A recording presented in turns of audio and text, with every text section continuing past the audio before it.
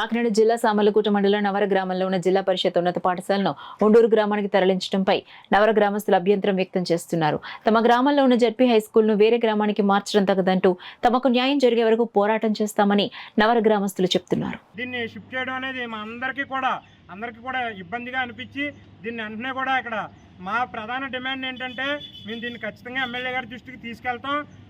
దాంతోపాటుగా ఈ పనిని మాకు ఎవరికే స్కూల్ కమిటీ చైర్మన్కి కానీ పంచాయతీ బోర్డుకి కానీ ఎవరికి కూడా తెలియజేయకుండా ఈ నిర్ణయం తీసుకున్నారు. కాబట్టి వెంటనే ఇక్కడ ఎంఈఓ గారు ఇప్పుడు రావాలి, డిఈఓ గారు రావాలి, వచ్చి మాకు లిఖితపూర్వకంగా మీ యొక్క స్కూల్ కాంప్లెక్స్ని ఎట్టి పరిస్థితుల్లో ఇక్కడ నుంచి మూవ్ చేయమని మాకు లిఖితపూర్వకంగా గ్రామస్తులు అందరూ ఒకే తాటి మీద ఉన్నాం.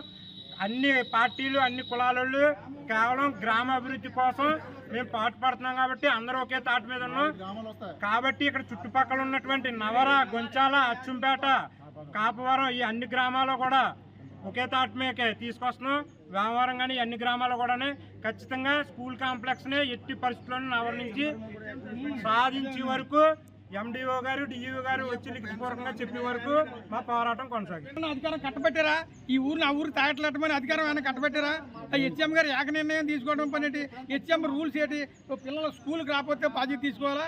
ఒక టీచర్ బాగోకపోతే బాగున్నాడని టీచర్ మీద కంప్లైంట్ తీసుకోవాలా తప్ప మా స్కూల్ని 20 సంవత్సరాల నుంచి ఉన్న స్కూల్ని తీసుకెళ్ళి ఆవిడ ఒక గ్రామానికి దత్తత ఇస్తుందంటే ఈవిడ దత్తత తీసుకుంది ఆ స్కూళ్ళన్నీ. ఆవిడ ఉద్దేశం ఏంటి? ప్రవర్తన ఏంటి? ఆవిడ ఏకపక్ష నిర్ణయం ఏంటి? ఏ ఒక్కరికి పంచాయతీ బోర్డు ప్రెసిడెంట్ ఉన్నారా, ఊళ్ళో పెద్దలు ఉన్నారు, ఈ తలదాతలు ఉన్నారు, ఇక్కడ కమిటీ ఉంది, విద్యా కమిటీ ఉంది. ఎవరికి కూడా తెలియకుండా ఆవిడ ఇష్టం వచ్చినట్టుగా ఆవిడ చేసుకుంటూ వెళ్తుందంటే ఇది చాలా దుర్మార్గంగా ఉంది. మా గ్రామానికి తీరని మచ్చ తెచ్చింది హెచ్ఎం గారు.